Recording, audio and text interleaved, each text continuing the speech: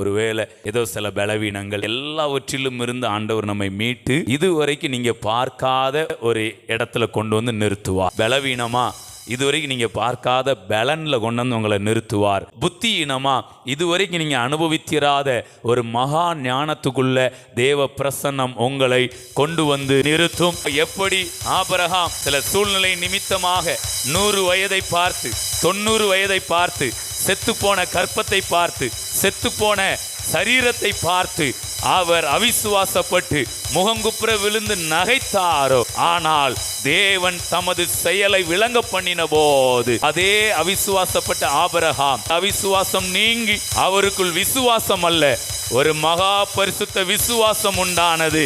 அவர் விசுவாசத்துக்கு தகப்பனாய் மாறினார். நீங்க எதிலெல்லாம் தோல்வி அடைகிறீங்களோ தேவனுடைய சித்தம் என்ன தெரியுமா? அதிலெல்லாம் உங்களை கொண்டு வந்து தகப்பனாய் நிறுத்துவது.